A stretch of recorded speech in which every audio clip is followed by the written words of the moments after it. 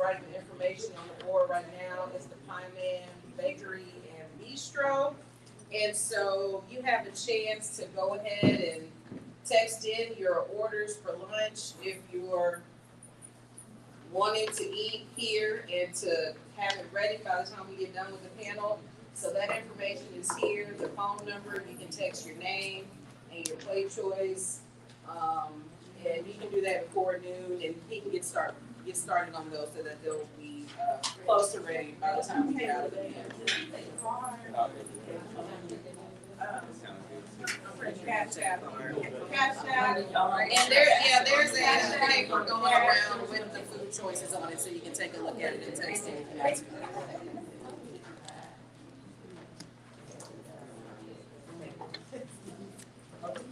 It's in whenever you're ready. If you're done with the menu, you can pass it on. Lean forward, sucky.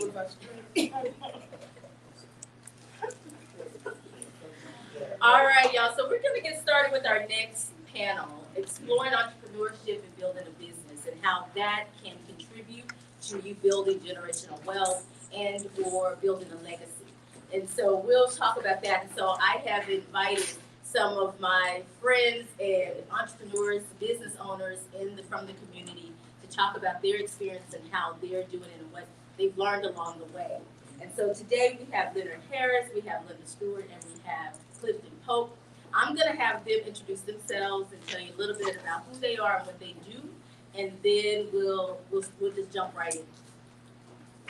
Well, hi, I'm Leonard Harris. I just retired. Speak up. Well, hi, I'm Leonard Harris. I just retired from playing arena football, and basically after football, I took over my fishing company and started monthly fishing. We'll talk about that first, like you said, a little bit later on the details of how I got started, what am I doing, and how I'm active in this community and what I'm getting ready to do next. Speak up a little bit. I'm very soft spoken. I'm so sorry. I'm laid back. Yeah, I'm real soft. Only time I get loud, only time I really get loud when I'm playing football or I'm mad at somebody. Like my football voice, I yell at you. So basically, let's get started again. Buckle up. Y'all want to know? Buckle up then. So I'm going to make some changes today. Oh, okay. I'm Linda Stewart. I am on a Miracles Hair Fashion. That was my first baby born. I'm the owner, and I'm also the CEO of House of Elegance. I don't say the owner because my family is the owner of House of Elegance Cosmetology School, and I dibble and dabble in real estate, and I do rental properties. All right. Well, everyone, my name is Clifton Pope. I am former pharmacy technician turned personal trainer. I am self-published author, motivational speaker, and I'm the founder and CEO of Health Fitness Wealth Business, which is a health and wellness brand and an educational services company based off of business, life, and entrepreneurship coaching. And I'll definitely explain a little bit more of how that story all comes together as we get this panel discussion rolling. Awesome. And I'm Dr. Tammy Francis. I am the founder and CEO of Catalyst for Change Global, which is a consulting firm. And as someone else said, I think Omar said it earlier, IP. A lot of my IP is a part of that. My intellectual property is a part of that particular company. And I'm your moderator today. And we're just going to jump right in. I want you to hear their story and how they decided to build a business before we get into some of the tips and tricks they learned as a result of that in building wealth. So tell me, how did you decide, I want to start this business, and what was that journey like for you to actually start the business? And whoever wants to go first. We don't have to go in order all the time. Yes, I go first. Mafia Fishing was created in 2019. I was actually living in McAllen, Texas, when I got a disturbing phone call about my biological mother. She had passed away the week of my championship game. We traveled to Mexico City. The depression, the anxiety, what I went through that week, not being able to talk to other family members because you get that BS conversation. I'm gonna be real with y'all. You get that bullshit. You get people that want to take your pain and your problems and they use it against you. They flip it. But then the older generation of us, the older things you say, keep your mouth closed. Keep your problems to yourself because people want to sit there and target you. But if you don't speak about it, how are you supposed to heal from it? So with that, one day I came home and I was just talking to God like what I do next. I went fishing. And that day I hooked up with a 32-inch red. Now I've been fishing for a while. I'm not gonna take all the credit just off of my mother, like my family. My brother Steve Cardenas from Ingleside was the real reason why I started my fishing because I actually bought a dry fish from him. And I told Steve that, man, I'm not gonna wear nobody else's merchandise anymore because I fish for me. So with that fishing, I just asked God what I do because I was lost. I ain't gonna lie, I was lost. Emotional, ready to act up, ready to do anything because with the pain that you hold in, you reach out to people for help and they target you. So at the time I was like, I can't do it. Now I went to CPS custody. I went to TYC. I come from a troubled background. I graduated out of CPS at age 18. I attended college at Kingsville, Del Mar. I played arena football for the Corpus Christi Hammerheads, the Fury. We won the championship here in 2014, the first professional team to do it. I was the first black owner of an arena team in Corpus Christi, Texas, called the Corpus Christi Rage in 2017 when I received the Entrepreneur of the Year award for it. Did my community stand behind me? No, they didn't. Did I get frustrated about it? No, I went back to the drawing board. You know what I'm saying? Sometimes things in life are hard, but you got to never give up. You know what I'm saying? Them dark nights that I spent in CPS custody protecting myself, this was God's plan, not mine. And a lot of people don't give credit to it. You know what I'm saying? They always talk about, oh, I worked hard to get out. No, God better protect you since the day you were born. There are certain situations that we go through that people don't want to address. Now, real quick, before I pass the mic, let's go ahead and keep something. The reason why we're not making changes is because the people are in power are ignoring the young generation. And if you take a second to look around, there are mostly older folks in here. Where are the younger kids in? So my question to y'all is why are y'all not bringing one person with you that is a youngster? That's the real question. So from now on, when we have this meeting, I will ask every last one of y'all, as somebody that actually was always looking for help, that always got closed doors in my face, bring somebody. Stop talking about the change and actually you make the change. Invite one kid with you and don't just invite them, make them come. Because back in the day, Big Mama used to tell you what, if you don't come, you don't go nowhere. You wash your butt, you eat your food, you go to bed. So let's start taking back our community. That's the problem. So Mafia Fishing, this is what I started my company because I didn't have nobody. They didn't want to listen. Everybody turned their back. Doors were closed in my face. So after they talk and we come back to me, I'm gonna break it down even more to explain to you what's really going on.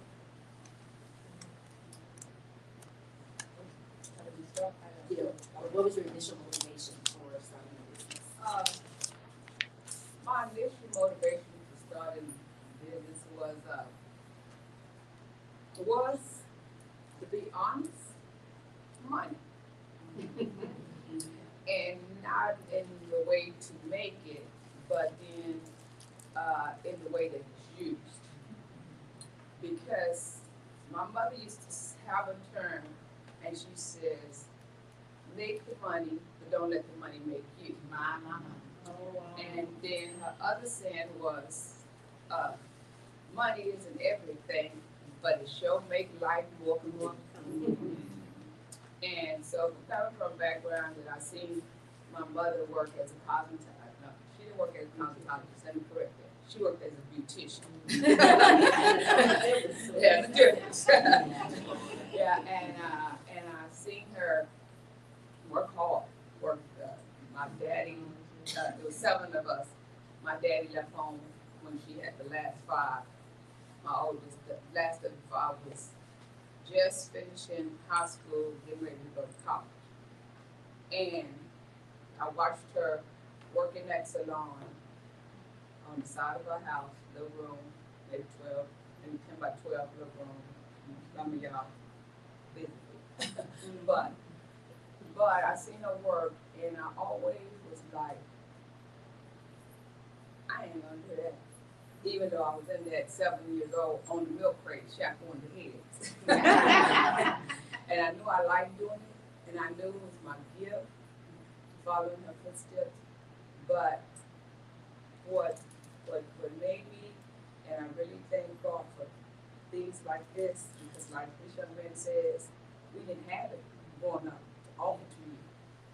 What made me really decide to have a business and get into it was that I started seeing, I always like, and I do this with my grandchildren now when I pick up the rents. I let them sit there and count the money. And I let them know, this is how we do this, this is how it is. Now, don't think y'all this is yours, because now we gotta pay this out of that, we gotta pay this, we gotta pay this out of this, we gotta pay this out of this. Now this is what we're down to. I never seen my mother break it down like that. Because she didn't know how. She did not know how. But in my mind, I started looking at what she was making. Then why are we living like this? Why is she making this kind of money? But back then, the utility people went to your door and knocked on your door and told you they were going to cut off your water. And at that time, you had that little card, you could pay your bill. So I'm like, and every time I knocked on the door, every month, with that red card, my mama would go in her little hiding place, pull out the money, and pay the bill. So I'm like, and as I started growing older, I was like, why is she doing this? Why is she doing this? You know, but she's doing the best she had been taught. Best she had been taught. So I started understanding then that knowledge was power, and knowledge will help you get ahead.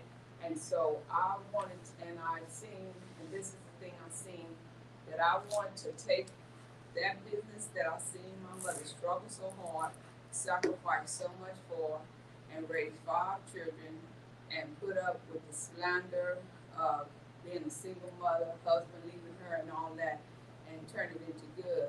So I knew from her minutes that she had stood behind that chair was gonna bring miracles.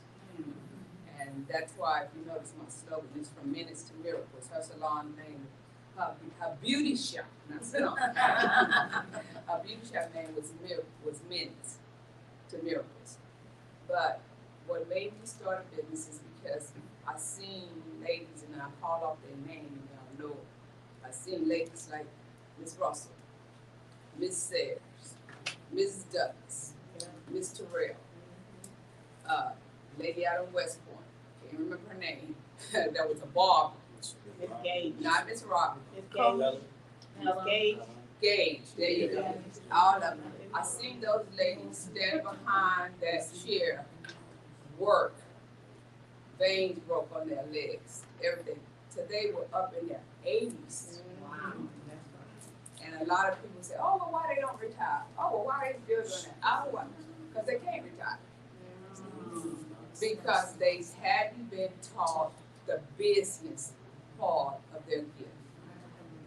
And so I made up my mind then that I wanted to have that, do the same thing, because I knew it was my gift, do the same thing, but educate the next educate myself and educate the next generation. Now, what I've educated my kids on, and that's why I got into it, is that you can keep the salon forever and never have to stand behind that chair, but know how the business works, and it'll pay. And so that's what I've learned, and that's what I seen. I said my mother was making too much money for us to have been living the way we were living. And it's not that she was selfish. She definitely wasn't a stingy woman, because she was always helping somebody else. I mean, she'd have fed more kids in that neighborhood than any mother. But she wasn't a stingy woman, but she just didn't know business sense.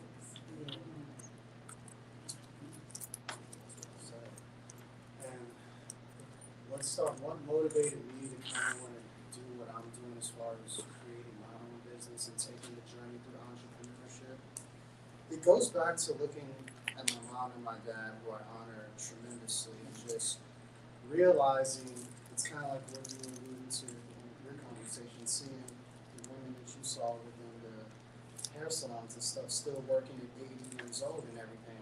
I look at my mom and my dad, both of them about to be 60 years old, love what they're doing, but at the same time, my mom, she started too late within her being a nurse and everything, and now she even told me in a position where it's like she can't even retire till she's like 70, 80 years old, if that.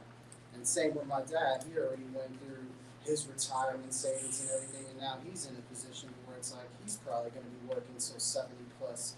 And I look at my mom and my dad, and I'm like, I don't want to be in a position where it's like I'm still working at 60, 70 years old. I want to have like my feet kicked up somewhere relaxing, just reaping the benefits, at least as far as what I'm doing.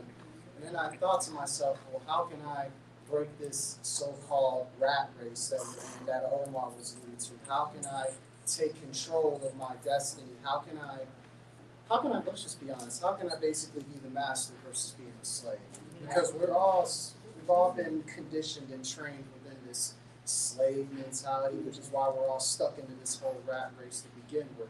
Why not be the master? Why not be your own boss? Why not build something with a purpose based off of what you're passionate about and everything?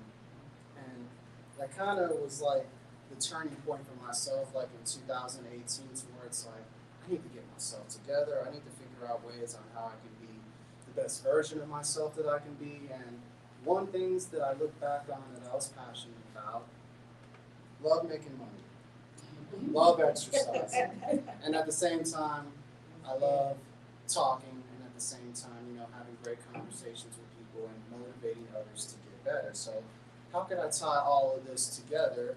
Well, it goes back to a very popular KRS-One song that I heard one time that kind of changed everything. It's called Health, Wealth, and Self, and it's kind of like, we're going back to the basics with this, just health, wealth, knowledge of self. I mean, those are things that I line up ideally with what I pretty much am about. As far as just breaking each of those things down from the health side of things, it's like 2018, I went to Southern Careers Institute, went through the whole 9-month training program as a pharmacy technician, became a pharmacy technician. Then I saw the effects of what really medicine was really doing to the body, which was really just destroying us within its entirety. And I remember just thinking to myself, while I was working in the pharmacy technician, as a pharmacy technician, working in the pharmacy, seeing all the patients coming in, picking up their medicines, I'm thinking to myself, what happened to just doing it like the natural way? What happened to just eating right, exercising, going to sleep? Am I the only one who still practices these things? I'm like,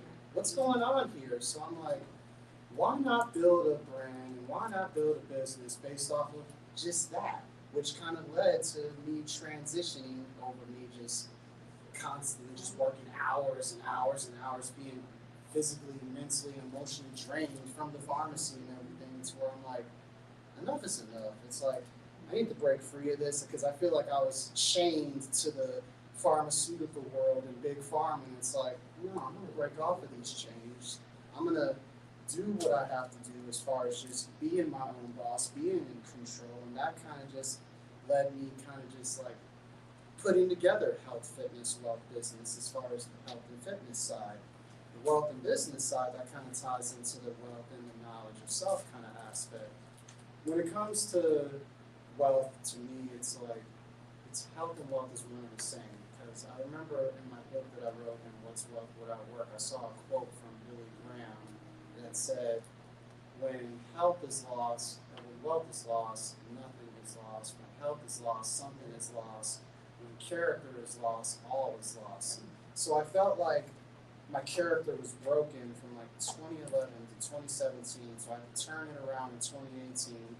Then as I was getting everything turned around, the pandemic happened, and that allowed me to sit down and really structure everything as far as just, okay, now that I have everything as far as the blueprint, now I can figure out, now I can be the best version of myself by pushing the importance of health, wealth, and knowledge of self, and then tying all that together as far as just seeking more information and all those things to where I can eventually be financially free, which we're all trying to strive for, to where I can create some sort of passive income as far as just where I can at least make money while I'm sleeping, where I don't have to be stressing and worrying about the things, which led to me kind of just telling my own story as far as how all this come together, which allowed me to put together this book, What's Wealth Without Work. We have to put in the work in order to, of course, accumulate and build that wealth, whether it's through exercise, eating right, or being sleepy. That's some form of wealth within itself, whether it's establishing your own business. There you go, wealth. Whether it's just motivating the next person you see and passing on some resourceful information that, who knows, it may not touch them traumatically, but they could pass it on to someone that needs it. So it just goes back to the whole story of me just simply just trying to hustle and motivate everybody to just be the best version of themselves. And that's pretty much what health, fitness, wealth business is. That basically allowed me to, of course, establish what it is, my company. And that allowed me to establish the t-shirts, the book, and my podcast, which I bring multiple people on to have them tell their story, because we all have a story to tell within all of this we're doing. I mean, that pretty much inspired me as far as doing what I'm doing, really, for the most part. Okay, so he started hitting on some of the things that I wanted to ask about. What does owning a business, or how does owning a business help you to create wealth? And how are you using it to create wealth for you, your family, maybe even what you're doing in the community?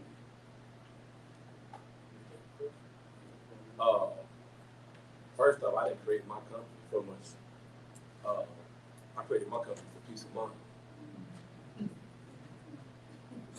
I make money regardless, because any of y'all know, right now, like, before I even talk about my business, let's just back up real quick. First off, we need to start putting a spotlight on these youngsters that are actually doing stuff. LaDan Marshall at John Paul High School, they have a summer league program for these kids for track. Him and Bryson Williams.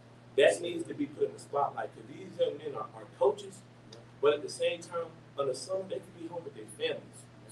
They're back in the community helping these kids. All this boils down to the children, the next generation. My boy Javi with OTE, their youth football program that they play every Saturday at Moody. We're not putting our money behind our generation because we're so worried about our wealth. What about our kids and the next generation? I'm 40 right now. I don't know what tomorrow brings, but I'm not worried about my past. That chapter's closed.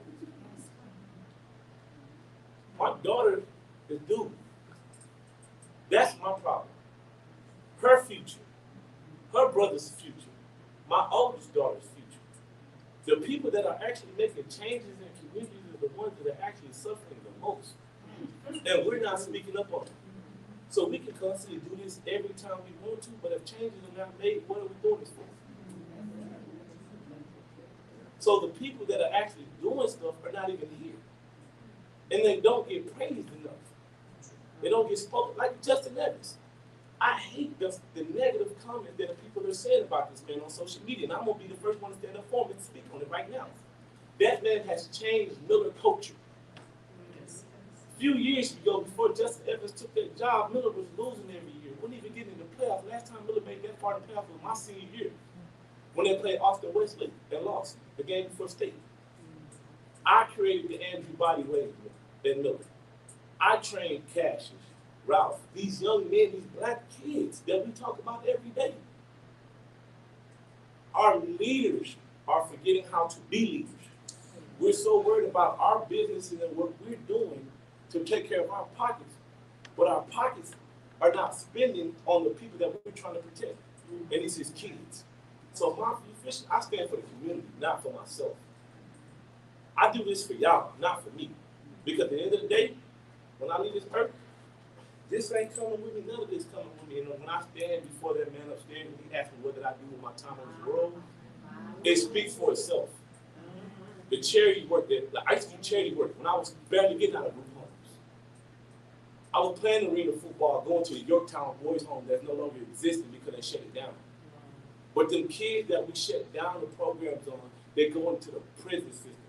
They turn into the drugs. They pick up guns. Y'all talk about the gun violence and how we need to control guns and stuff. I'm a level 3 carrier. Why take away my self-defense to protect my family and say that these kids are doing mass shooting? The problem comes from is the mental state of these kids. The parents are absent at home. The grandparents are raising the children. The grandparents are moving on. They don't have the energy and the time to do what they need to do because you have a young child. But the system is the one that's hurting us because we simple fact is we'll take a father, like I say, black, let's be real. I take a black father and charge him with marijuana and give him 10 to 15 years. But then let's be real. I'm not racist. A white gentleman to turn around and get a manslaughter charge for DWI and drink driving and get 10 years probation. Yeah. So what are we really doing this for? What are we really talking about? The changes and uplifting and being business owners? Or we talking about being business owners to give back to our community? Let's break it down. What are we really doing this for? The money? Or what? So my official is, I'm setting up programs right now for kids that are going through anxiety problems and suffering from depression. Because I came from it. I still go through it. I lived it. I still deal with family members that my biological father lives in Galveston. My grandmother just passed away on the 10th. I'm supposed to be in Galveston right now at the church, speaking on behalf of my grandmother. And I chose to be here today because that's what she would want me to do. I got to say goodbye to my grandmother in a special way. But I know her work is through me now. My grandpa work is through me now. So if I get emotional, excuse me. But I went to CPS because I had people that sit there and take paper like this, writing documents, all acting up, misbehaving.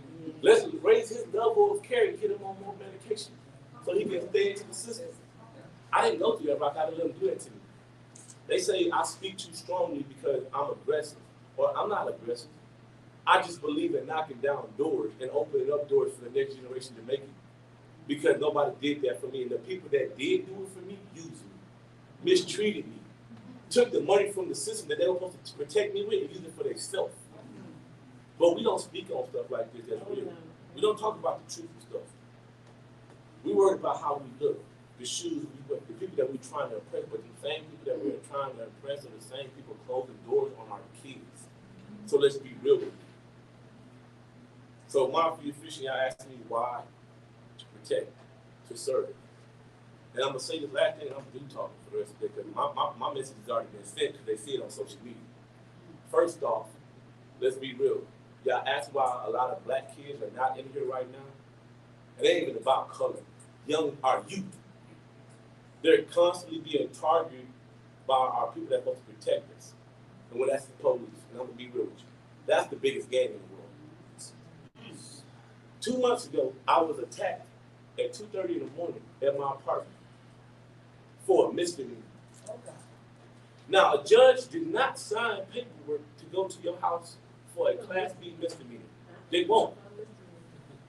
$2,000 of my fishing equipment and dry fish were destroyed by CCPD.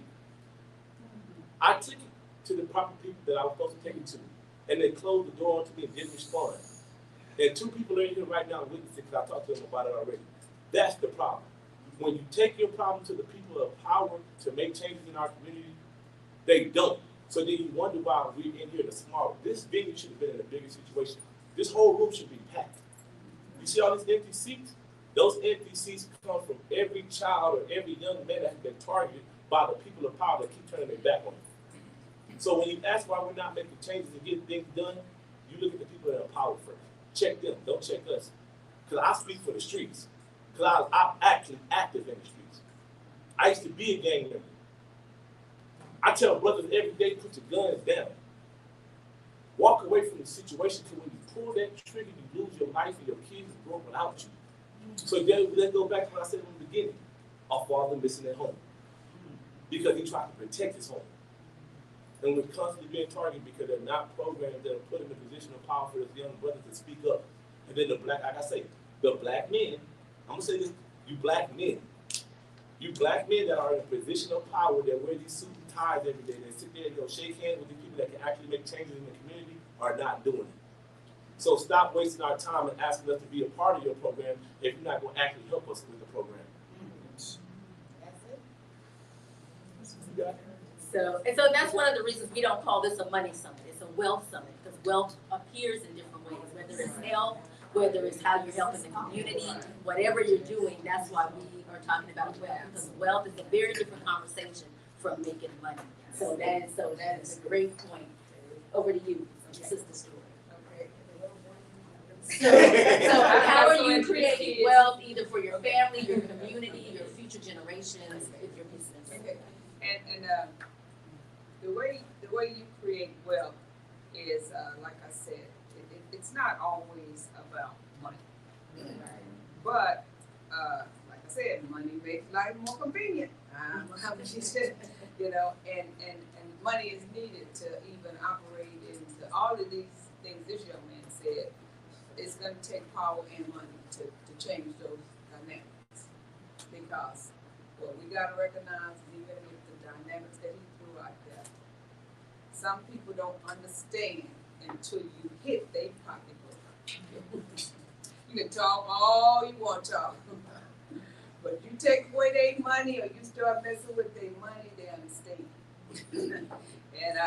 But how do I design wealth? The first way you got to do it is be willing to offer what you know, and what you know have helped you to somebody else.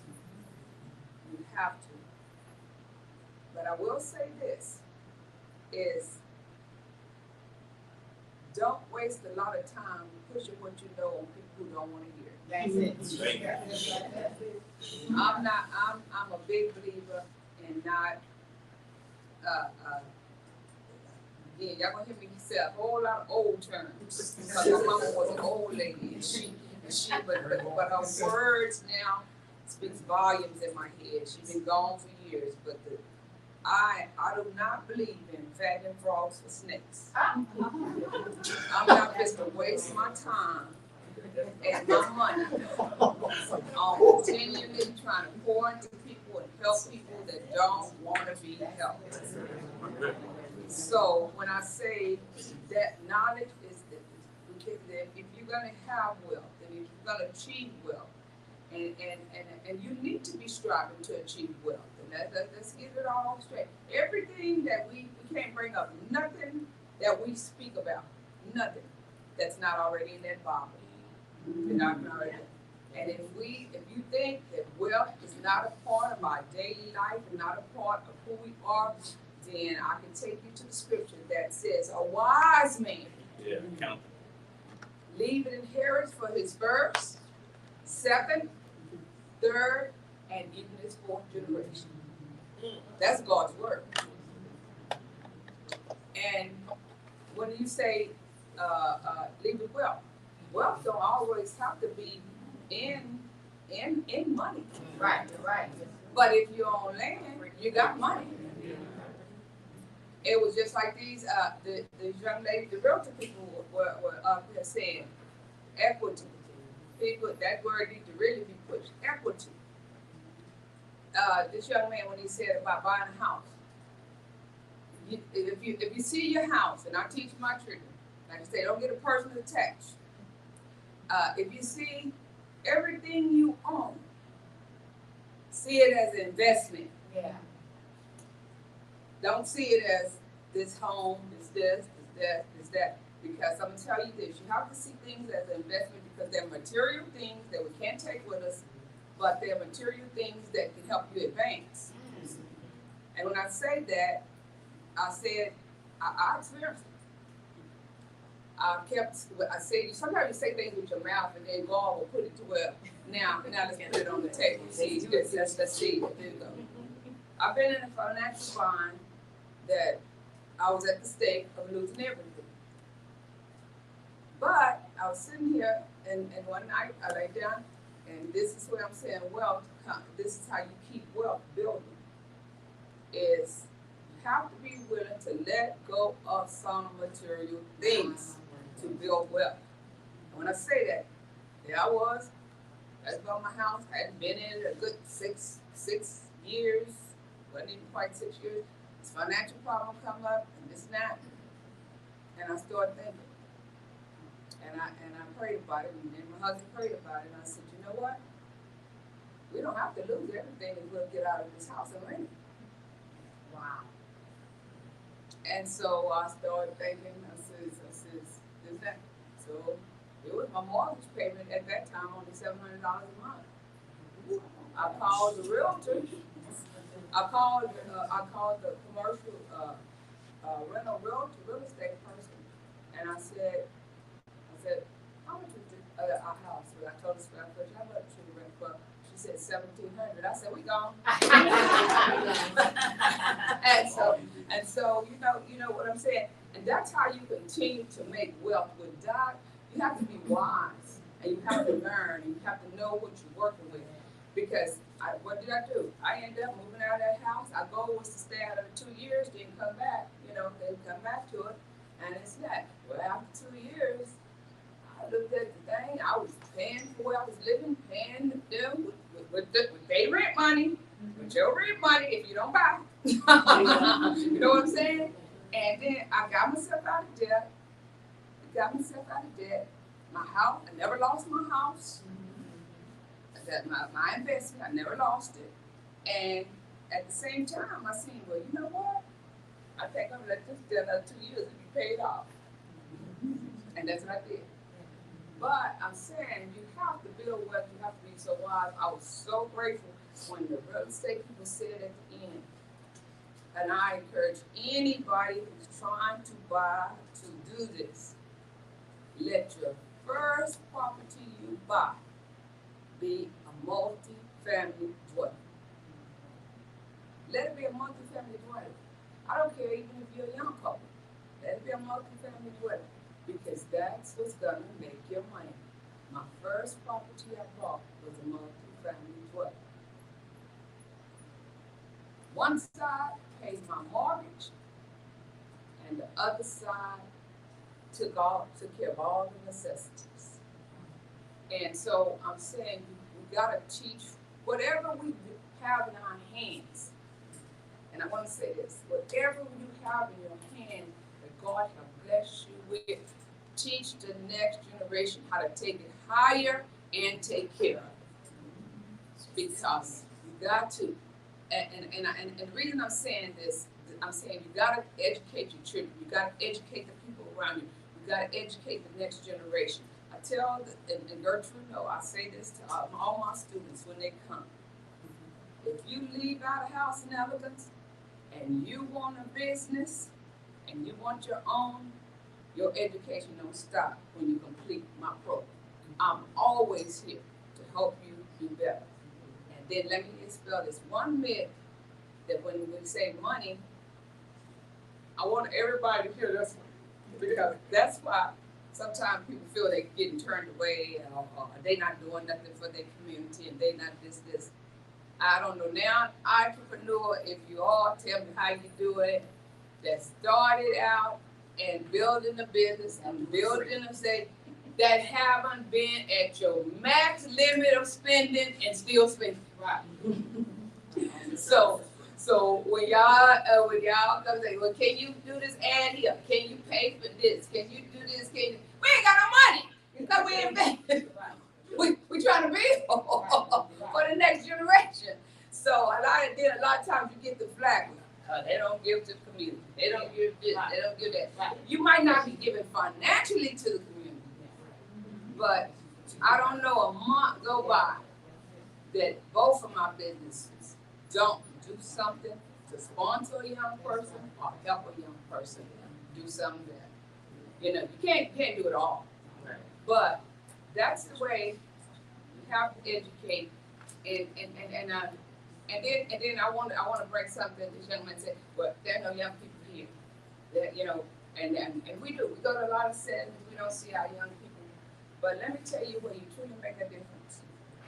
Is that one young individual that want to know and you're willing to take the time to teach them. And I say that because that's how I got started. I had a vision that I knew I didn't want to struggle all my life. I knew I wanted to have a business and this and that. And my first, when me and my husband got married, our first house, we rented from people y'all know in this community, Richard Bailey. And he took the time to sit us down and tell us about what was the company before it became Primavera. It was L something. What was it? There you go.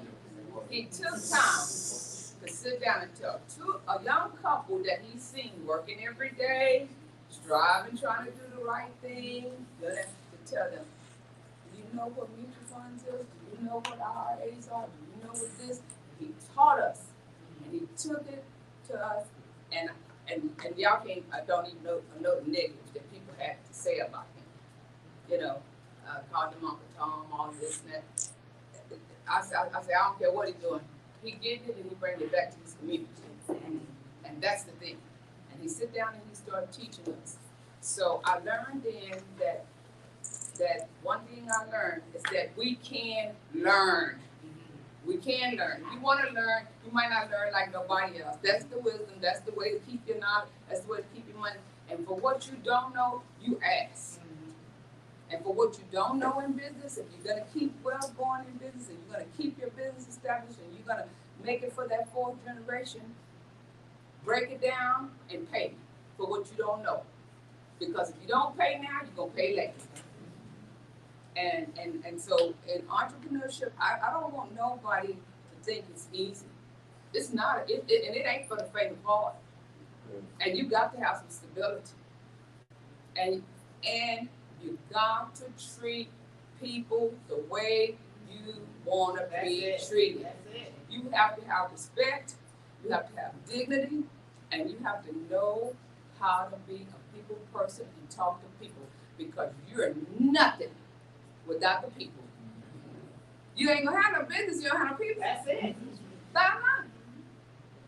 So you gotta know how to talk to the people, and you have to know when you say go to entrepreneurship, this is where I want to really focus on and let you know this, is that go back to what the first young man was talking about. First, you spend time with God and yourself. Study God. You ain't gonna never know God, but study God. And then know yourself. Know what you're passionate about. Don't just go into this business because your friend in it and they making money, or I seen this business make money, this business. If you do something that you're passionate about, you will automatically, that business will become your way out. But you have to have a passion for what you do. You have to have a passion for what you do. I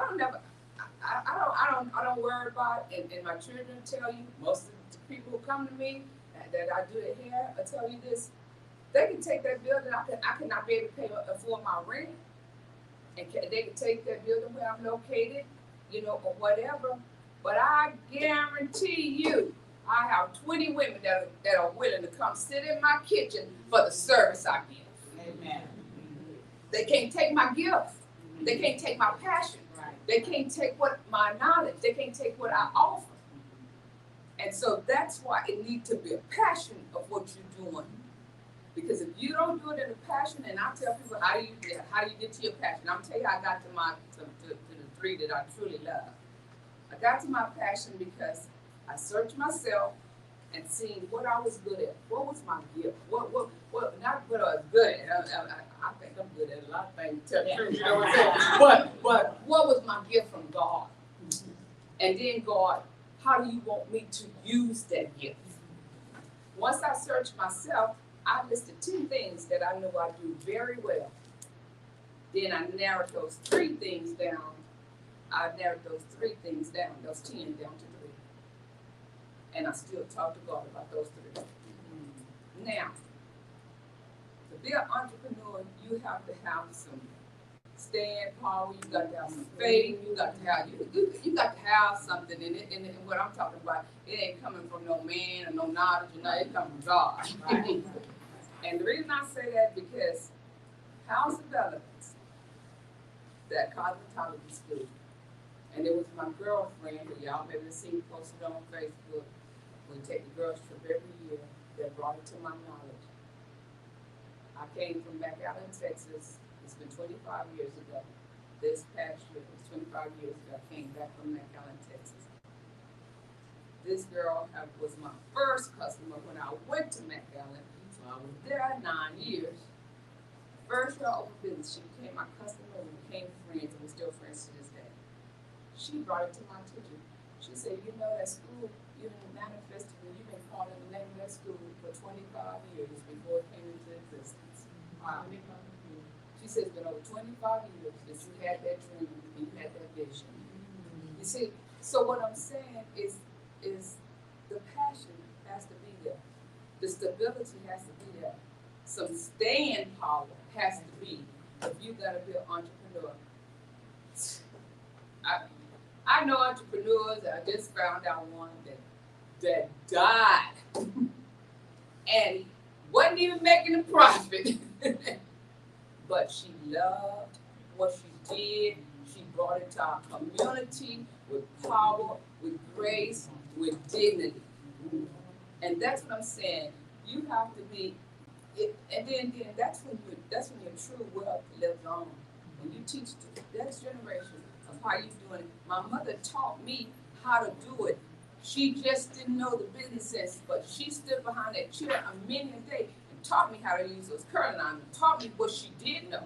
So I was able to take what she know. Then here comes this man.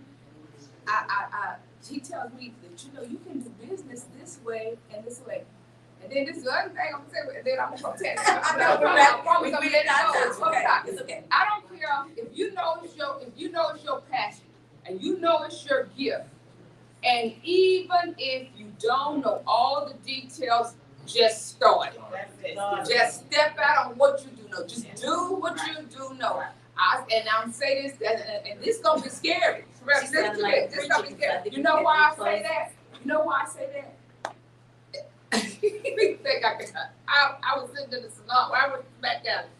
I didn't see none of us at all. So you know what I'm saying? I stepped out though. I was determined I was gonna have my own salon. I ain't whatever nobody said. I went in, I moved it. Do you know when I got my own salon, I was sitting here and I shared this with Theta. I did hair for 3 years. With my own salon, advertising on TV, passing out flyers, hitting everywhere, getting business, this, that. Business booming. And what my mother never did and what she didn't know. I didn't know nothing about filing no income tax. It wasn't filing none, it wasn't doing that.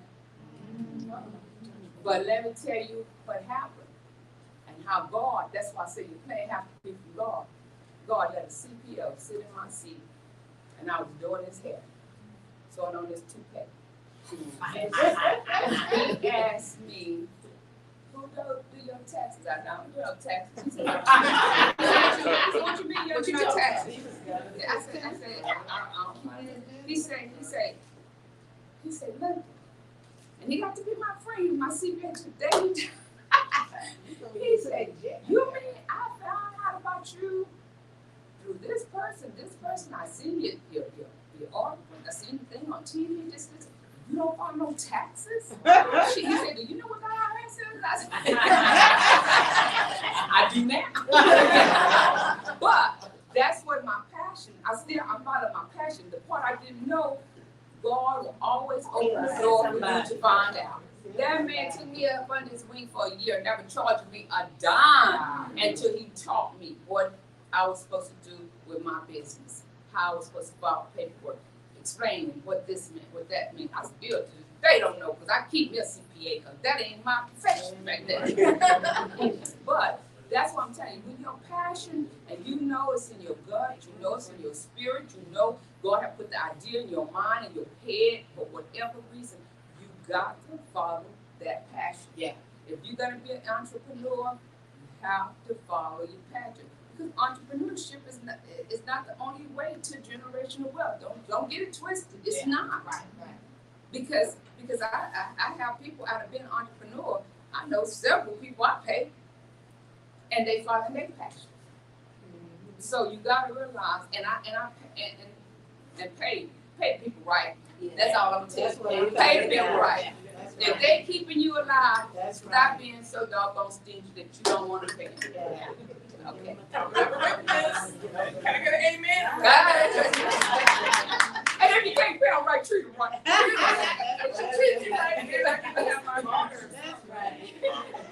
All right, Clifton. And then we'll take a few questions before we go to lunch. I don't forget what the question was. 'Cause I was so It was about how are you using your business to create wealth, or build wealth. simple. When you take away money out of the equation, I tell people this all the time. When you take money out of the equation, you're left with two things. We've kind of been alluding on all these things: time and information. I say this to say this. I hate it when people say that time is money. I personally think that's one of the most annoying statements ever, because it's like, when you take, like I said, when you take money out of the equation, time is all you got. What are you doing with your time and you to utilize it wisely to build some form of wealth that you could pass on and break a generational curse? That way you can create not only just generational wealth, but also generational health, generational just information that can just be passed on and on like a blueprint. And overall, it's just information is the new money. It's like you were alluding to, just never stop learning. Whatever you're passionate about, find someone who's already doing what you're doing. That way you can take those key points that they make and then apply it to what you're doing as far as what you love, what you're good at. Because when you do those two things alone, you may bring something that the world may need. It may not be at the exact moment, but there's going to come a time when the world's going to need you. And you better have all your ducks in a row, because if you utilize your time wisely and you utilize the information that's given to you within the blueprint, you can create any kind of wealth all you need, anytime. That's pretty much all I really have to say. So I think what I get from what the panelists have said today is, one, follow your passion, give back to your community, and think about future generations. Also know that there are many ways to think about wealth building, and I think that's what this summit is about. Whether it's home ownership, whether it's the financial planning, which we'll get into this afternoon, retirement, investments, and things like that. But really think about what are you passionate about and what you want to do. And then the last thing I heard Clifton just say was this idea of I have my own philosophy. I won't get into it because this is not I'm not a panelist. I'm just a moderator. But just something to think about, the difference between a mentor versus a sponsor. That's it. And that's two different things. And a coach or a consultant. And there's part of what we said today that I do think that you have to, like Sister Stewart said, you got to pay people what they're worth.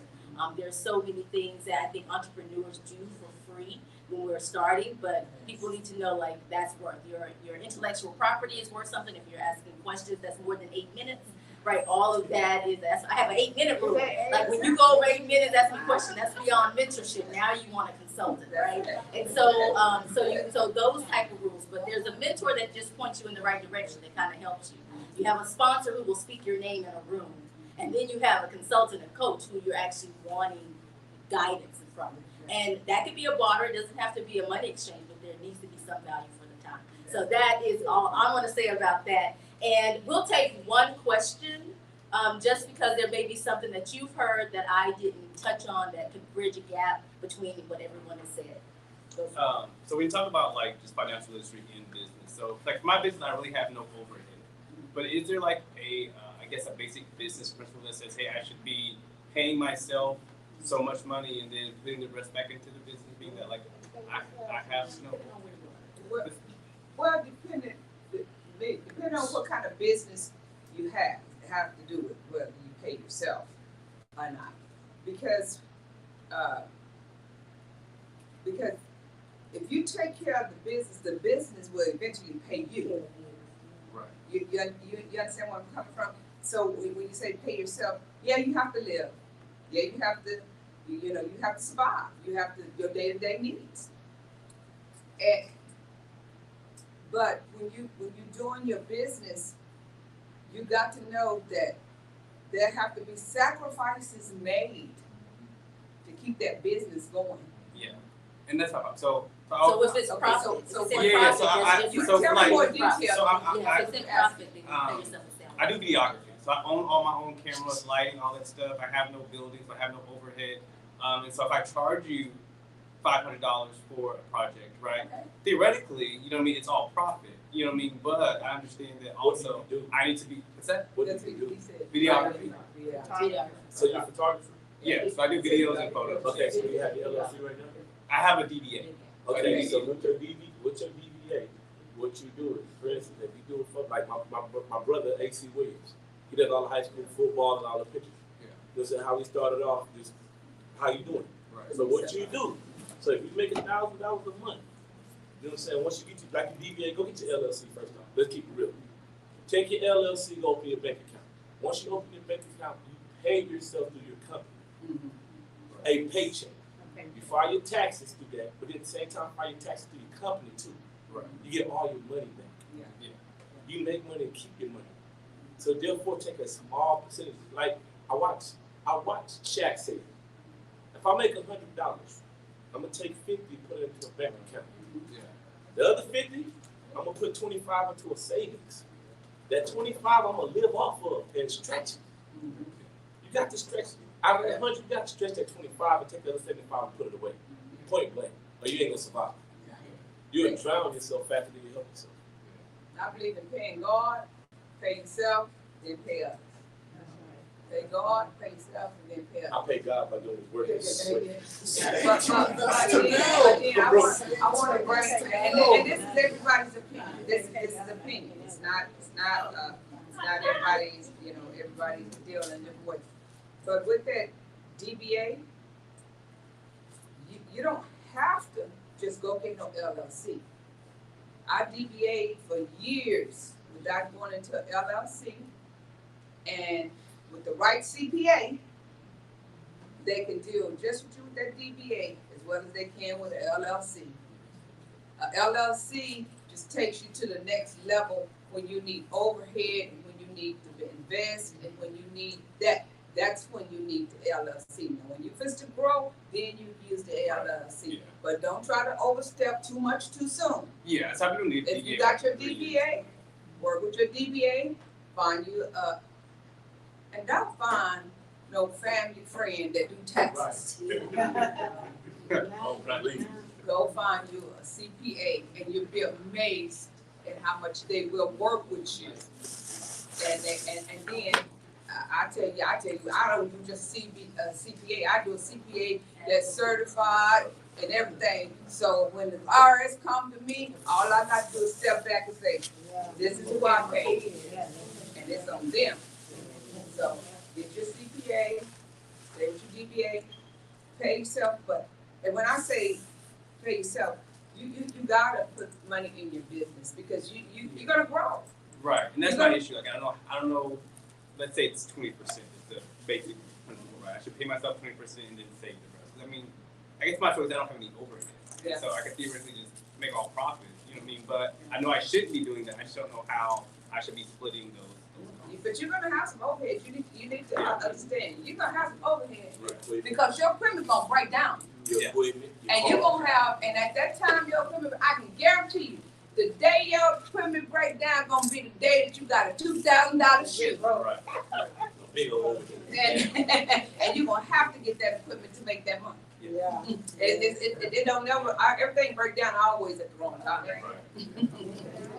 And I think the percentages are different, Yeah. depending on what your business, what you're doing, and what. So I think so for you, it may look more like a personal finance, your personal budget, like how you just divvy that up, like you do, like she said, you do your 20% to God or charities, causes, whatever, and then you do.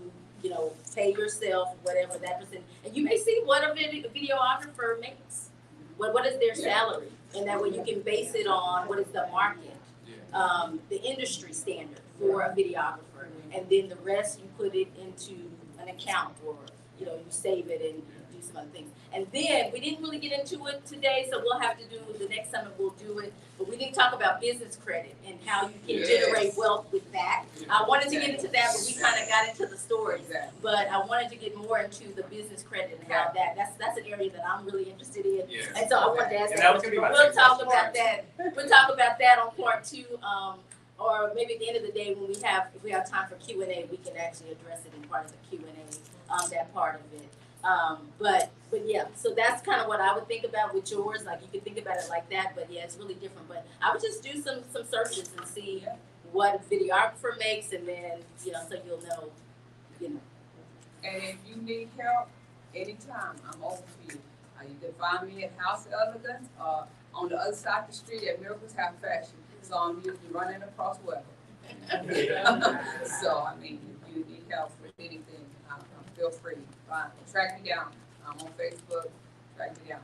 I'll sit down with you, and I'll be glad to help.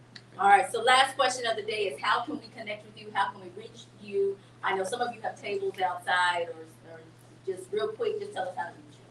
Okay, we put a few cards outside, because you got to bring them today, but I can be reached, like I said, at Miracles Hair Fashion, or House of Elegance, or either at Roscoe Baptist Church. I live between those 3 in HEB.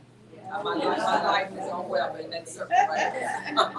and then my Airbnb is that property that I bought, that duplex that I bought for my first home. Now I have a home that I'm living in, and that duplex is an Airbnb. So, I think buy that house. Get out of that rental property. Definitely a wealth builder. Get out of that rental property. All right, Clifton, how can we connect with you? Facebook, Instagram, YouTube, TikTok, or you can just go to healthfitnesswealthbusiness.com/CP, my personal initials, and I'll take you to all those things. Leonard? I'm about to give y'all all this.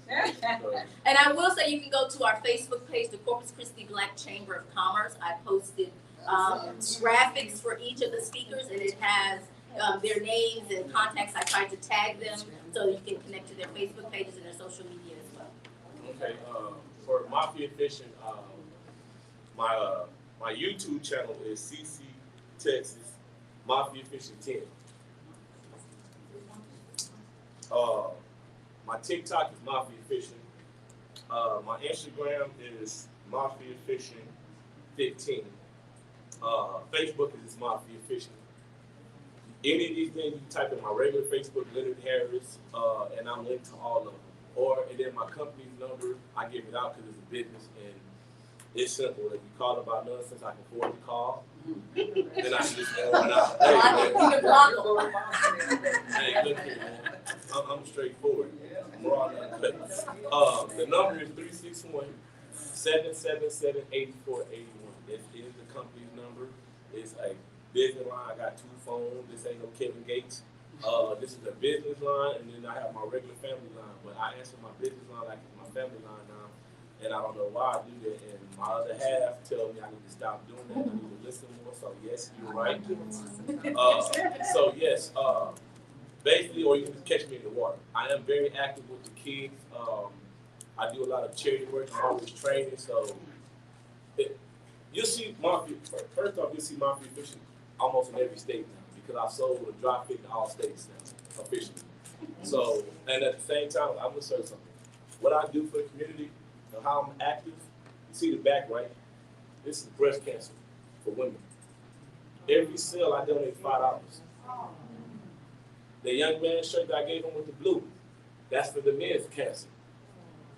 On the sleeve is my sponsor is one of the colon cancers off of Saratoga. So when I sell the blue ones, it's $5 towards the men, and then the pink ones is $5 towards the women. That's how I'm giving back and doing my work. So when you buy those 2 particular colors, it's not representing me. It representing all the women and all the men that we have lost through these situations. So understand, set your program up, not just for what you're trying to do to get the spotlight on you. Set the program so you're sitting there bringing awareness to everything. So I don't just fish. I've lost grandmothers, mothers, aunties, cousins behind these cancers and these diseases. So when I do things like that, the money's not for me. It's for y'all. For y'all women that are going through breast cancer, men that are going through colon cancer. When you got to pay the extra doctor bills and stuff, when you see monthly efficient check that's getting donated to certain places, that's to cover your extra diet, to cover your extra food costs, because I lost so many people that couldn't afford that. So that's why I say monthly efficient, you can find me on anything. Hey, look, my platform is for everybody. I'm hiring right now. My vice president of operations is a 2-time offense. I won't have to say his name because his man last month calculated he made over $10,000 over fish sales alone. So what are we doing? We're busy. When I leave here, I'm going to the water possibly. I don't know if it's going to be windy, but I'm heading to work because I enjoy the work. So Mafia Fishing, you can find me. Thank you all so much for joining us for this panel. It's lunchtime now, so you have a break. Nikita, 12:45 will begin the next session.